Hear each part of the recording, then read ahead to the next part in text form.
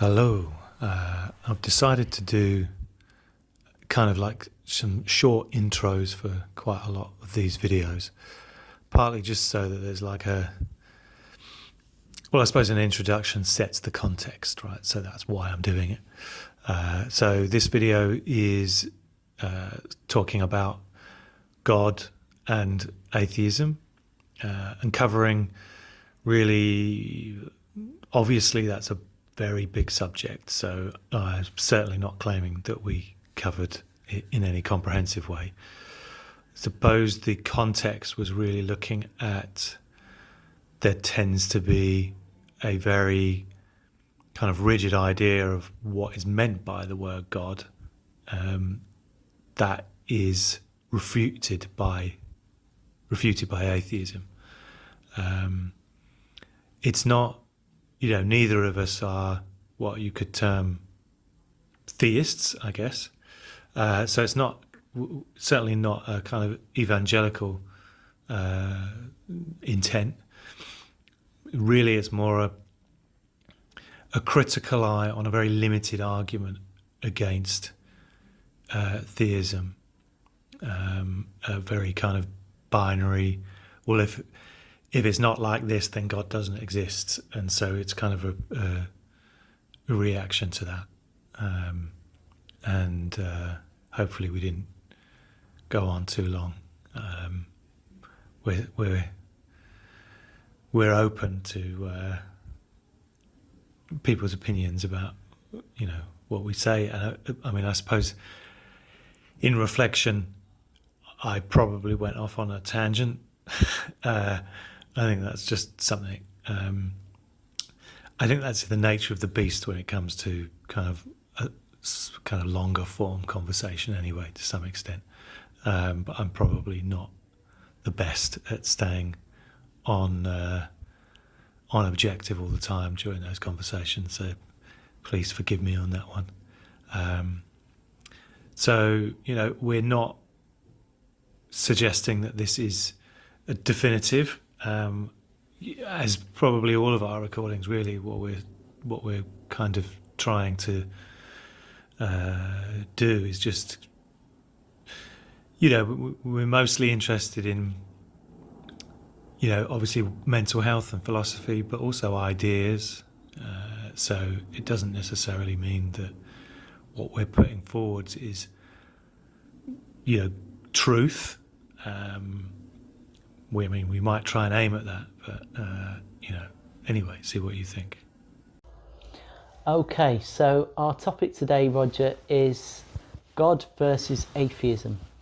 Now, I think that's two big topics in one. Mm-hmm. So I think I'm going to pass it to you first to see where you want to begin with that, and maybe what's inspired you to want to cover this topic to begin with. Yeah, what's inspired me, I think, is I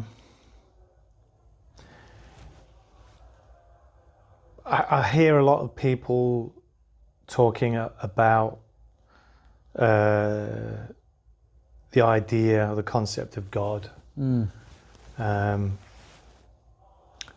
or atheism, really, in quite a binary form. So, yeah, people will say, they'll talk about, for instance, the classic, in fact, is suffering, right? So people will say, why would a God allow people to suffer? But they're only really talking about a specific description of God. Yeah. A particular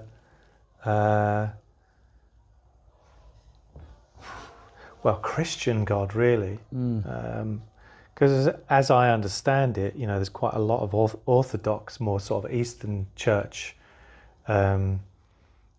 understandings of God. He doesn't really have the capability of stopping people from, causing harm, etc. And for instance, I know that there's various, let's say, branches of Sufi understanding of God, which is that he has absolutely no, I'm saying he just for nomenclature, simplistic reasons, right? Let's say he, she, it, etc. He has no physical power at all on earth, other than the power of creation, right?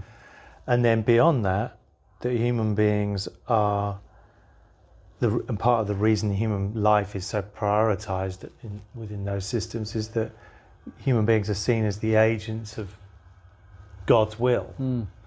So beyond vision and inspiration, he has no influence whatsoever, which I think changes the entire context of the argument of, oh well, why does he allow? For some reason, it's become children getting brain cancer. I don't know why. Yeah. It seems to be the thing that everyone kind of quotes now. But you could go back through history and say, why any of it really? In that sense, in terms of suffering, I mean. Yeah. But there's this assumption that, well, if you're not willing to accommodate that particular type of God, then God doesn't exist. Yeah. And I'm not even arguing that God does exist. That's not my point. My point being is that it's such a binary presentation that we get, and people's concepts around why they're atheist will often be some argument to do with that point. And it's like, well, there's a lot of other potential options that there could be. And of course, the other thing to say about atheism, to sort of come at it from the other perspective, is, atheism, actually, in terms of the meaning of the word, suggests a disbelief in God, right? It's theist. Buddhism, for instance, or Taoism are not theist systems. So if you're an atheist, it doesn't necessarily, if you're an atheist in the full sort of accurate semantic meaning of it, then all it means is that you don't believe in a God. But there may be, what if there are all sorts of supernatural beings or something that are, let's say kind of prehistorically responsible for the formation of the universe, for instance. Like, they're not gods necessarily. I'm just sort of throwing out other, I'm not sort of throwing out a particular ancient religion like Manichaeism or something. I'm just sort of saying there are other schemas or other frameworks that could be understood that are not necessarily theistic, but they're also not atheistic. I mean, especially Mahayana and Vajrayana Buddhism. Right. I mean, what people think of as someone being an atheist, for instance, in terms of a typical understanding of what that word means, you could never apply to someone who follows a system like Mahayana or Vajrayana Buddhism, because there's all sorts of non-physical beings involved. There's all sorts of nature spirits that are, depending on the tradition, more or less emphasized. Some of them are, in Tibetan system, for instance, Tibetan, let's say Nepalese, Bhutanese, etc. Nagas, which are thought of as kind of nature spirits, you could say kind of nature protectors of certain areas, etc. They are not small parts of the practice of it. Yeah. If you go to a Tibetan monastery, for instance, there will have been a lot of thoughts and planning around how to keep the local Nagas happy, for instance. Even talk of, there's various dialogues between some lama and the local protector or protectress, as sometimes it might be translated as. So I suppose part of the reason I wanted to talk about this is just to open up people's concepts around does God exist or not, in a really kind of like on-off kind of perspective. Yeah, and if people are sort of, I suppose to me it seems the typical atheist view would be, well, I don't believe in any form of supernatural being, i.e.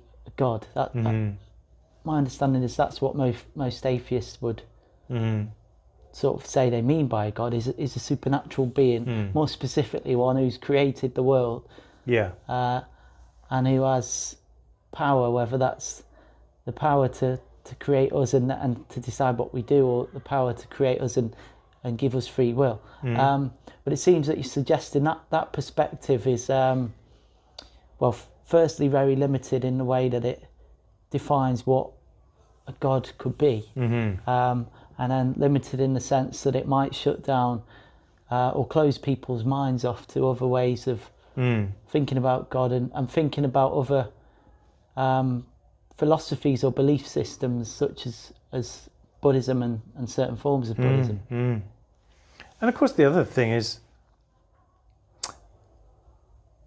okay, well, what if he's not benevolent? People say, why would he do this or why would he do that? Maybe he doesn't care that much. Maybe he likes to just create stuff and then see how it goes. Yeah. Like the assumption that he has to be, that's just a Christian description of God, or let's say a Judeo-Christian or Abrahamic description of God. Maybe he doesn't care that much, but it doesn't mean that, just to put forward the idea or the theory that there's this supreme being. Maybe he's a supreme being in the same way that someone might have a fish tank, or a wildlife park or something. You do your best to make it nice and, but maybe you're not that bothered about how things unfold. Maybe you find it interesting when you see, I don't know, if you've got a huge fish tank, when you see some group of fish having some kind of territory argument with another group of fish, the idea that he has to be all loving and all kind of empathetic and, compassionate and merciful, etc. Well, that's how he's described in certain religious systems. But then to just go, oh, well, I don't believe that, therefore he doesn't exist. Well, maybe he exists, but maybe he's just not that. Yeah, and also maybe it's not a being, but a force. Yeah, exactly. Yeah, I mean I think sort of life force. That's another avenue of thought that people should be really, genuinely kind of be open to. And also just the because of course there's other, let's say, atheist tropes about, people just believe in God because it makes you feel better about dying in some way. I don't really buy that. I mean, I personally, if I genuinely believed that dying was the end, well, that sounds all right. You have a 70-year life or 80-year life, and then you basically just go back to sleep or whatever, I suppose what you hear atheists describe that, and I don't think that sounds terrible, I don't think there's really any need to kind of create some sort of anesthetic towards the concept of death. So I don't really think that's what it is. I think in some ways you could argue, for instance, that there's elements more, it's not so much to do with explaining what happens after death, but more broadly speaking, it's trying to build up a framework or an understanding of the unknown in some form, and it's a proxy, or it's a term or a phrase we use for the infinite, or but there are other aspects to this as well, which is that when people are atheists, they may not even realize that they're atheist in direct relation to a Judeo-Christian description of what God is. Yeah. You know? So when, for instance, you know, in the West, a lot of people encountered Hinduism and Buddhism, especially, as they're trying to squeeze it into, you know, that conceptual framework. So Buddha is then thought of as God. Yeah. Karma is thought of as punishment in some yeah. way. And of course, that's not what Buddhism is saying at all. Buddhism is saying that Buddha simply became awake to, in recognition of, how things are and what we are. Yeah. You know, and that anyone that does that fully is a Buddha. So in that sense, he wasn't sort of exclusive in the same way. Of course, there's this exclusivity that comes through Christian thought of, like, Jesus being the only Son of God, etc. You know, or direct Son of God. Of course, you know, there's terms like we're all children of God, etc. Yeah. I think it's you know, fairly universal in the Christian understanding of Jesus being the direct Son of God, the direct incarnation in flesh, etc. Of God, and that's why it was so revolutionary or radical in many ways. Whereas Buddhism's not saying that about the Buddha. The Buddha's not seen as being stand out. He stand out in a certain age, Yeah.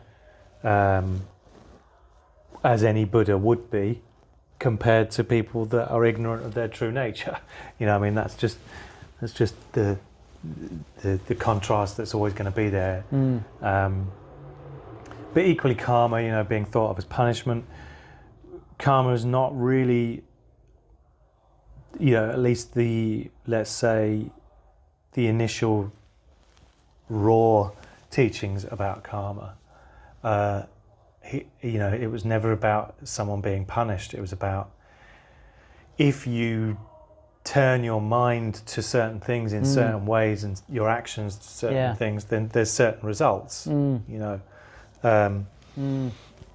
not that dissimilar to, you know, how you could sort of say, if you think in certain ways in a dream, or you behave in certain ways in a dream, you can expect the dream to unfold eventually like this. You know, if you're irritable and frustrated and angry, and then you interact with all the elements of the dream in that way, then the environment and how you encounter the environment in that dream will start to reflect that in some way. And you could probably say, in many ways, that's probably an easier way to understand karma than it is punishment. So it's trying to encapsulate the idea that not only do all actions have consequences, but the way that your disposition to the world, the way you approach things, your mind has consequences too. Yeah, in many ways is the most important aspect of it, right? Because that's, you take it everywhere. Whereas if you don't engage in certain behaviours for a certain amount of time, there are certain consequences that aren't going to come up. I mean, the karma's a bit more complicated than that. There is, you know, if people want to investigate, there's various sort of aspects to karma in terms of, like, you know, the act itself, the intention to do it, the satisfaction with doing it, the perception of it in the first place, etc., which are kind of, they all compound the strength, they strengthen or reinforce the karmic effect, you know, from the point of view of Buddhism. And then we've also got an understanding of God that is very Western. You know, the idea that God is constantly looking out for you, whether you sin or not, is, as I understand it, really only a sort of 17th century innovation that came along with other aspects, and also, you know, the Enlightenment movement liked to kind of, let's say, characterize the Christian God as being a bit more concrete and silly. Yeah. So giving it qualities as if he is just a sort of angry paternal figure up there, sort of shaking his fist at everyone sinning. Yeah. But of course, even sin itself, I believe, is goes back to Greek, etymologically speaking. I might be wrong about that, but I know that the etymological meaning of sin was missing the mark. Right. It's not some terrible thing that you get cast into the pits of hell for. It's that you're not aligning with the way, so to speak. Which is probably more kind of Buddhist in its idea of conduct. You know, I mean, Buddha prescribed the Eightfold Noble Path, for instance, which is about, like, if you tick all of those 8 boxes, you know, right livelihood, right action, etc. People can, you know, Google it and find out what all 8 are, and that if you're doing that's part of the reason it's called the Noble Eightfold Path, is because it's noble in the sense that it's as close as you can get to saying you're on the right track towards wisdom, and then ultimately towards enlightenment and nirvana, etc. So there are, let's say, but of course that would be equated to, again, that would be equated to 10 Commandments or something. And it's not the 10 Commandments. They're not, you know, the Buddha wasn't laying these out as rules. He was laying them out as principles. You know, there are many things that you kind of have to try. You have to try and sweep aside a Judeo-Christian model of how to understand other systems, because otherwise you'll encounter it as, well, I think the West in general kind of look at a lot of Eastern traditions as if they're lesser versions of Christianity, right? So it would be like, oh, you know, they say some wise things, but they don't have the Son of God in there. You know, they don't have Jesus, they don't have God made flesh, etc. And then they won't look at what else is being said. I mean, there's often a lot of attention paid to the mythos of Christianity being so powerful, etc. And that's not to say it isn't, but I also think that people are not necessarily, when they're saying that, are they really familiar with the life of the Buddha, for instance? Have they sat down and studied the mythos, you know, the metaphorical power and truth, you could say, of the Buddha's life? You know? I mean, I think that personally, you know, when people talk about the resurrection being so pivotal in the myth of the Christian myth, let's say, of the Christian mythos, I think the gesture of the Buddha touching the earth in some ways is equivalent to that, because it's, if people are unfamiliar with that, it's essentially, the idea is that in the life of the Buddha, as he attained full enlightenment, there was a question and a challenge from Mara, who you could say is the kind of the embodiment of a personification of, you know, malintent and evil, etc. And he says, yeah, well, who will know? You know, who will know you've done this? You know, what good is it to anyone? And in the myth, in the story of Buddha, and you can see statues of this as well, and paintings, etc. He simply touches the earth in a gesture of, this is, you know, it's so profound in what, and so universal and so pervasive an insight and realization of, you know, becoming an enlightened Buddha, that even the earth will resonate and confirm that, you know, in some way. And I think that's deeply profound. But I wonder how many people that, you know, encounter the story of the Buddha really think about that, you know. So yeah, I don't know, maybe I'm going down a bit of a side route here, but my point being is that the binary framing of whether someone's, you know, it's not just whether they believe in God or not, but it's also whether they're atheist or not. Yeah. You know, there's just so much more nuance to it. Yeah. And none of them necessarily have to fit, you know, any potentiality necessarily has to fit into any religion that exists, you know, like why, and I'm not talking about like just making everything a bit wishy-washy, you know, it's just more being open, Yeah. you know, to maybe we don't know, you know, and maybe there are a lot of certainties in modern times or that we've come to conclusions with in the last 200 or 300 years. Yeah. They might just be thoughts of their age, you know.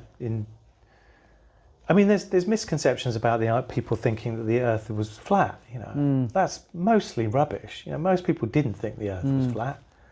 Again, that was an agenda and a concept pushed by the Enlightenment movement. You know, that you know, religious people are so stupid that they thought. Yeah. And it's like, no, they didn't really. You know, there's no evidence for that at all. Of course, it seems fairly rational to conclude that the Earth is spherical. All right, you know, put aside flat Earth theory, but because look at all the other bodies in the universe. You know, they all seem to, you know, take up a spherical shape. So why wouldn't the Earth? And the Buddha, you know, his description of the world, one of which was spherical. He also described the world in metaphorical form in what's called Mount Meru. Mount Meru is kind of like a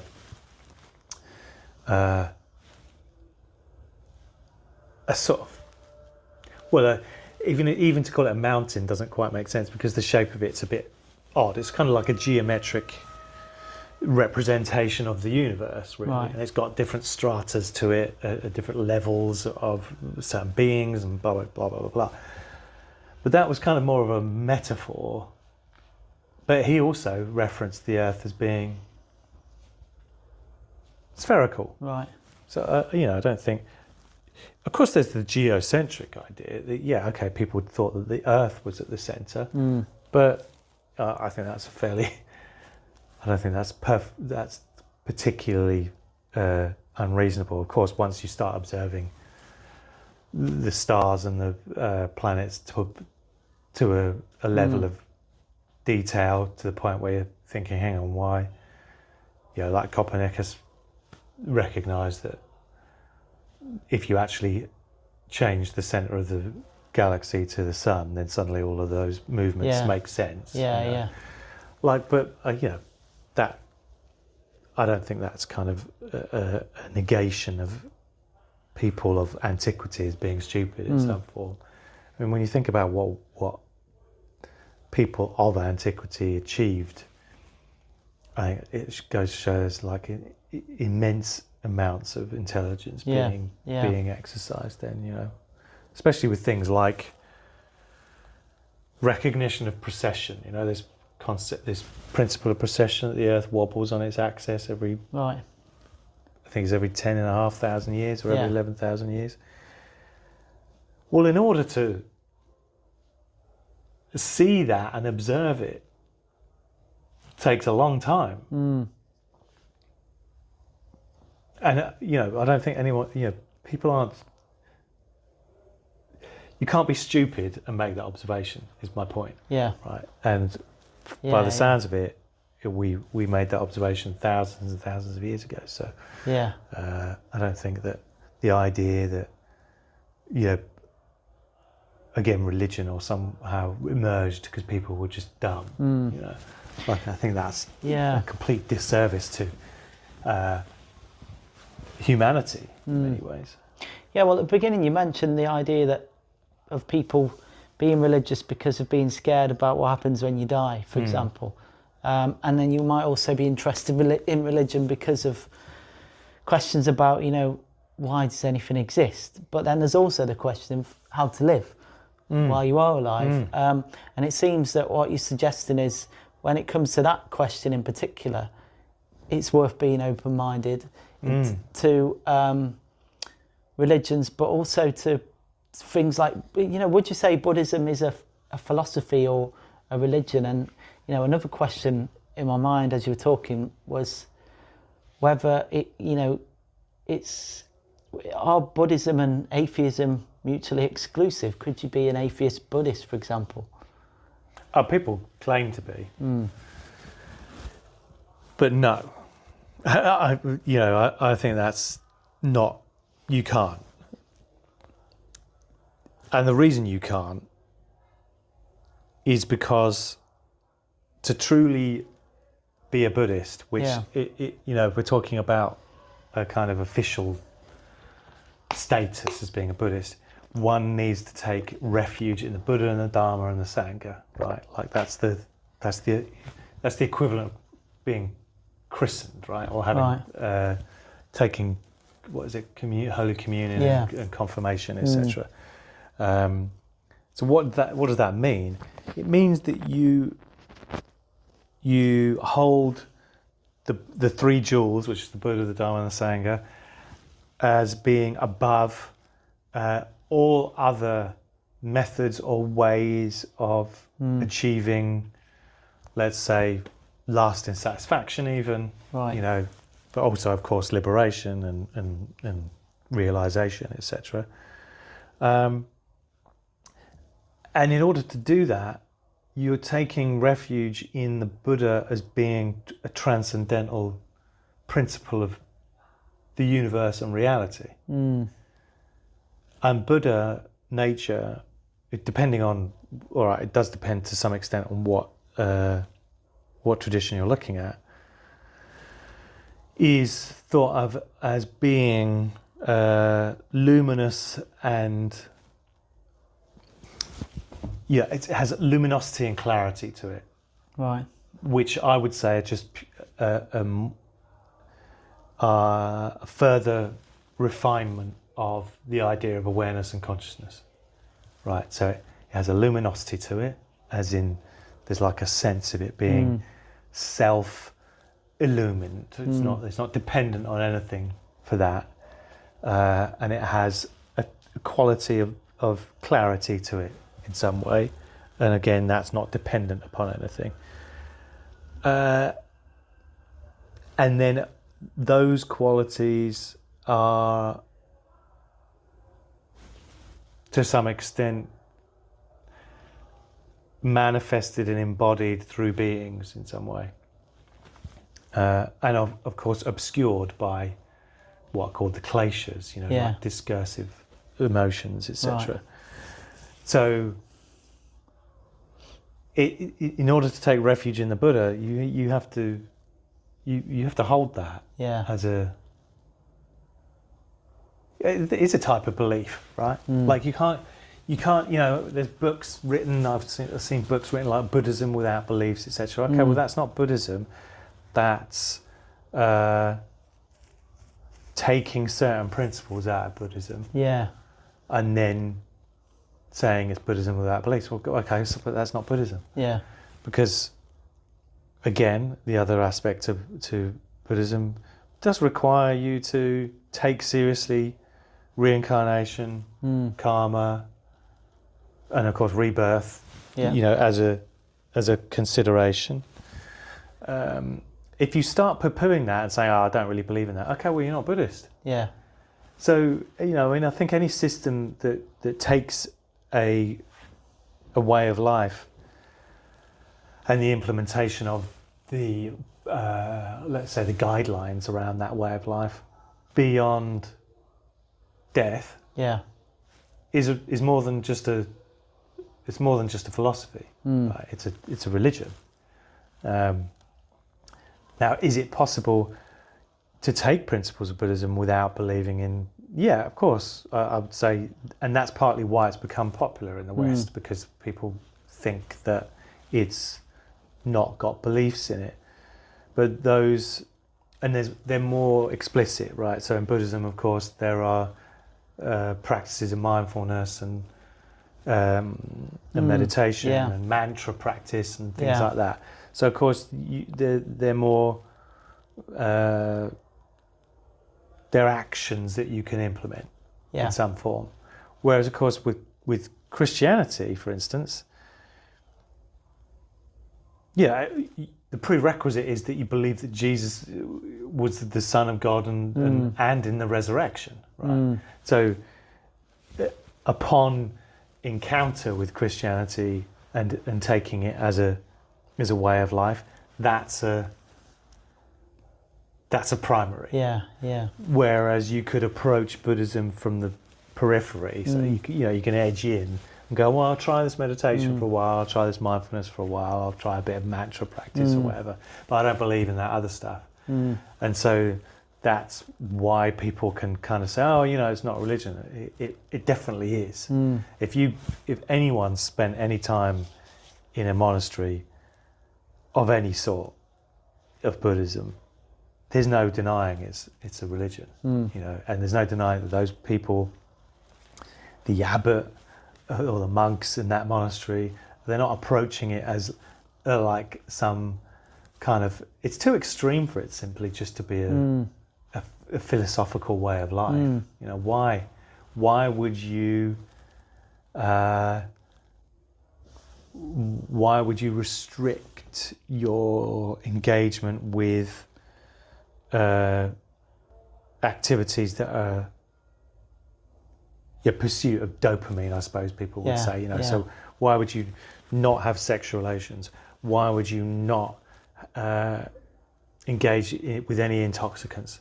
Why would you be so careful about your kind of physical conduct in terms of causing any harm to any being, to even down to ants, even to the point where so I've seen some Buddhist lamas and monks, etc. They will not. If a mosquito is biting them, they won't stop it. Really? They'll just let it. That's not a way of life for this life. Like there's a concern there about what the long-term cosmic consequences are there. So that's definitely not, like it's a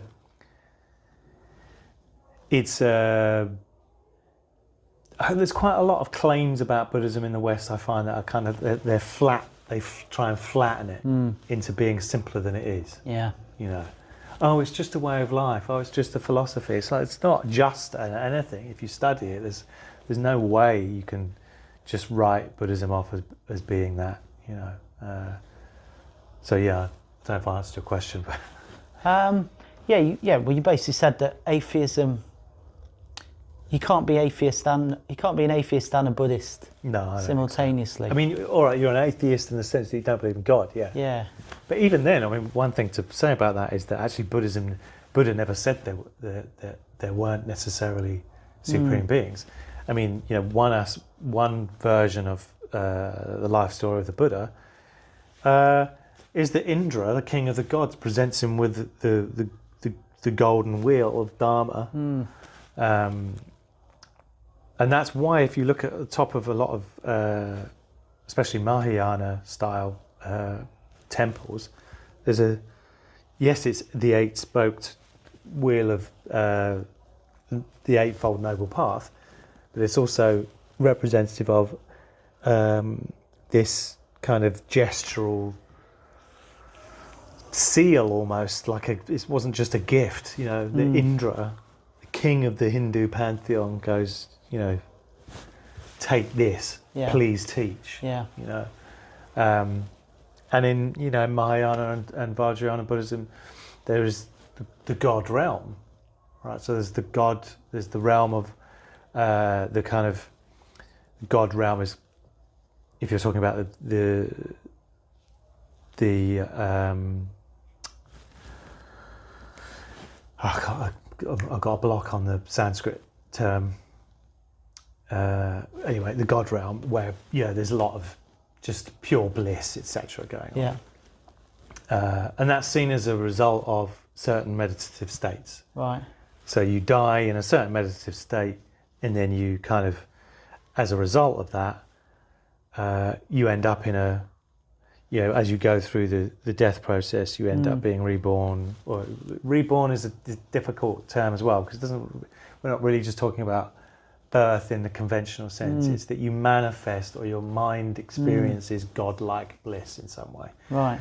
Then there's what's called the asuras, so they're the jealous gods. So the jealous gods are, they're warring in some way, or they're bickering, let's say. It's a type of bickering mindset, and a part of that is about envy in some form. But they're seen as being supernatural beings. They're not just simply psychological states. I mean, some people might argue that, but that's not what the official line in Buddhism is. Not saying, oh, it's all just down here. It's also saying there are other realms of experience, including the heavens and the hells, of course, which that can start to sound like fire and brimstone. And admittedly, it can be used like that. Yeah. I don't have much truck with the idea. People go, oh, religion, it's just, I'm using the mocking voice, but religion is just there to control people. I just think that's such a ridiculous reductionist argument. But my point is that it's the phrase, it's just there for that. Yeah. It's not that it can't be used for that. Yeah. It's not that human beings haven't used it to control people and implement certain control over society. And Buddhism is one as well. I'd say that in Tibet there was a lot of, let's say, social engineering via the Buddhist sort of patriarchy, I suppose, if you're going to call it that. But to me, that doesn't negate the whole system. That's just human beings doing what they always do. Come up with a system like communism, and people will use it in the same way. I don't think it's nothing to do with religion. It's to do with ideology of a social group being utilised in order to exercise power, and that's never not going to happen.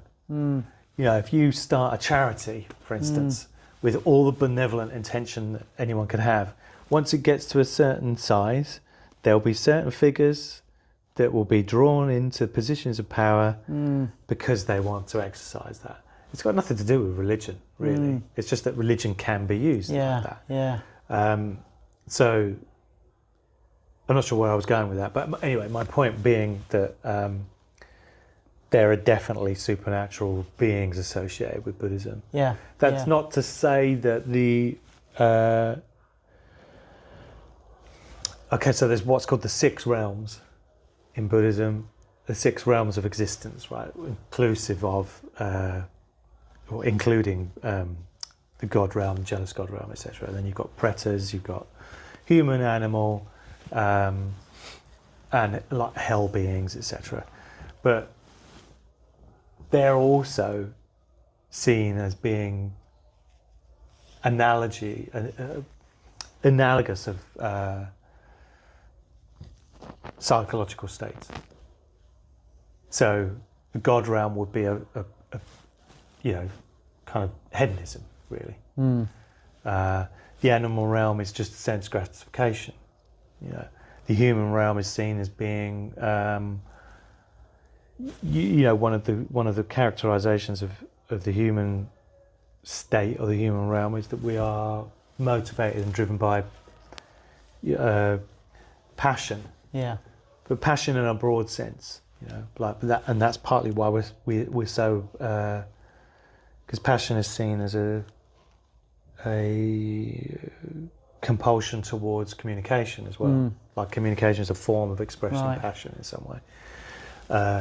So that would be a mode of, or a state of mind that we cycle through. And it's a wheel for a reason, because it's seen that we constantly cycle through them. I mean, if anyone is really interested in diving deep on that, I would highly recommend Transcending Madness by Chogyam Trungpa, because he really goes into heavy detail. And it's fractal in that sense, right? So there's like there's a micro moment where we cycle through that. There is a moment where we cycle through that, an hour, a day. And then there's lifetimes and rebirths, and they're all, Buddhism's quite well, as I say, sort of fractal in that sense. It will have like macrocosmic versions of things and microcosmic versions of things. So the macrocosmic God realm would be the actual God realm.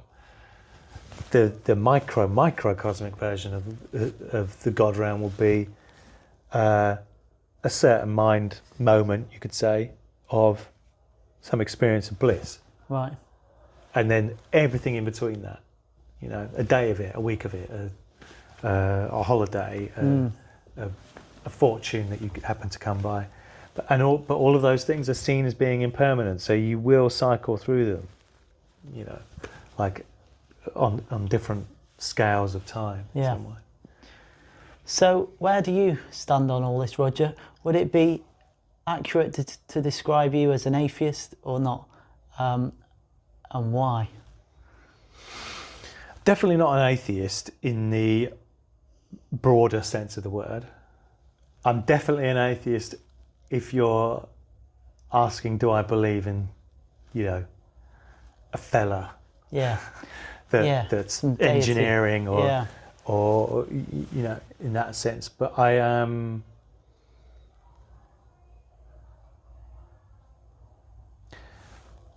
I suppose to answer the why part at the same time, I would say that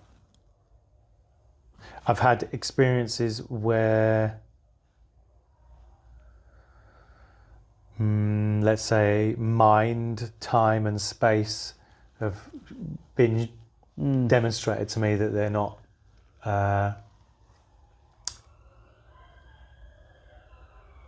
they're a lot more plastic, I suppose you could say. Plastic makes it sound cheap, right? Let's say transcendental. Yeah. And yeah, I mean, I certainly have had experiences where my mind and, as an example, my mind and your mind are not separate. Yeah. As separate as they seem. I'm not going to go into detail about that on here, but I think I broadly subscribe to sort of the idea of a morphogenetic field of some sort. Like that there are fields that are and interact with consciousness. And my experience is also that consciousness is not particularly dependent on physicality. That's as far as I would sort of go. I'm not going to kind of like, on here at least, I'll tell you, but I'm not going to go into like details, because there's no point. It wouldn't matter what example I gave. People always think, well, that's what he says, or that's his experience. Maybe he believes that, and all that sort. So there's no point really in going into detail.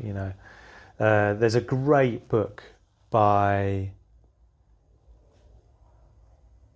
Smulyan. What's his first name? Robert Smulyan. I can't remember. He was a Taoist.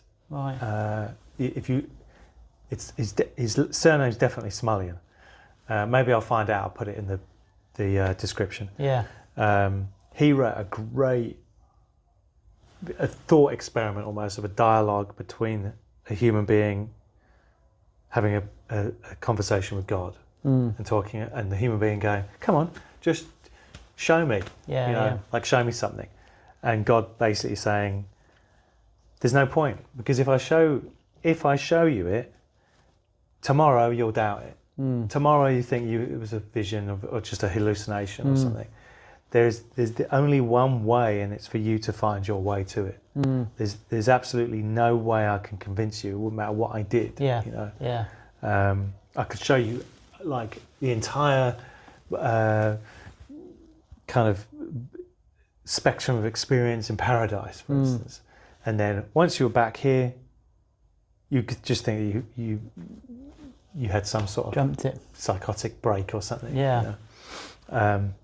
I think that's always worth bearing in mind. I think that we've talked about meditation in that regard, and I think that with experiences with meditation as well, you know, like that if you focus on having lots of special supernatural experiences, I'm not devaluing those. I think they can be really important for people. However, probably what's even more important is that there are changes that start to come about that become evident in the way that your life changes, your behaviours. Yeah. You implement certain actions that you just never were able to before. And I would say that should be coming out of meditation, because your sense of yourself should become lighter. Yeah. And in which case, a lot of the heaviness and the struggles and the obstacles that we feel are like thematic in our life, start to just become a bit more transparent, and so they don't hold us back so much. And I think, as I said to you before, you know, with people that have come away from some of the retreats that we've done, you know, they say, oh, I didn't really have an epiphany, but I have changed this and this about my life, and I've now got, you know, a job and a partner and blah, blah, blah. And it's like, okay, so what you're saying is that you've had a lifetime of these things not being possibilities for you, and yet when you got home from the retreat, there's all these changes that occurred. Then you did have you know, it's working, basically. It doesn't have to be that, you know, a being of light comes up, touches you on the forehead, and you kind of like go to another realm, etc. I think the problem is that's spiritual materialism as well, I would say, to focus too much upon having special experiences, and it's as empty as materialism in that sense, which coincidentally is also another name of a book that I think Trumper wrote that I think everybody should read, which is called Cutting Through Spiritual Materialism. Right. Okay. I would say it's like, if anyone has a passionate compulsion to travel the path of spirituality, it doesn't matter what religion you are or what modality, cutting through spiritual materialism is kind of like it's like a sort of armour for you to not go down dodgy paths. Yeah. Right. Because spiritual materialism, you know, I would say you see examples of it all the time. Spiritual bypassing as well would also be part of a hazard that we associate with that in some way. You know, seeking ways to interpret your experience through a spiritual lens so that you don't have to face the stark practical realities of life, relationships, illness and death, etc. You know, like that's spiritual bypassing, I would say. And of course, addressing one's own mental health can also be a spiritual bypass thing. So, any more reflections, or do you think that's a good place to wrap it up? There's probably a lot of tangential reflections, but I feel like I've waxed lyrical quite a lot on most of those things. I think my wish is that, let's say, edgy, nihilist, atheist youths that seem, well, not just youths obviously, but that seems to be more popular, open up a little bit more to, instead of just going, you know, God, what a load of bollocks kind of thing. It's like, well, maybe that iteration is not what you can relate to, but, you know, maybe there are others. The only caveat in all of this, I would say, is that there's a nice sort of parable, I suppose you call it, or proverb maybe, I don't know, that Rumi wrote about a guy praying to God, and he was praying to him in a very, what was considered to be over-familiar way. Yeah. So he was sort of saying things like, I'll wash your hands and douse your feet with petals, and I'll give your feet a massage, and blah, blah, blah, blah, blah. And there's a, more strict, well, I suppose it was, because it's Rumi, it was probably a Muslim character, but you could say a member of the church or whatever that was more conservative, overhearing this, and he chastised the guy and was going, how disrespectful, you can't speak to God like that, blah, blah, blah, blah. And the guy ran off racked with remorse and blah, blah, blah.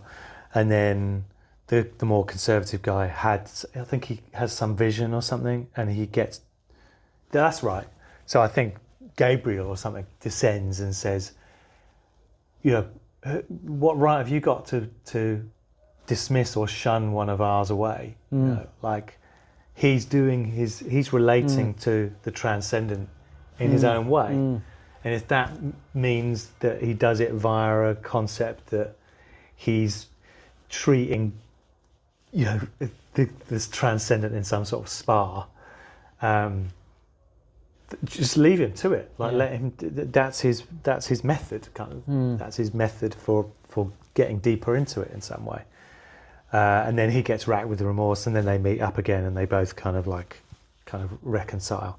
But I quite like that story because it's this idea that you could say broadly speaking, it's the idea that the method by which someone comes to an experience of the transcendent is their business alone. And if they happen to conceive of it as being a mildly portly guy in a robe with a beard, with a big booming voice, who's kind of overly strict and worried about your behaviours, maybe that's their way.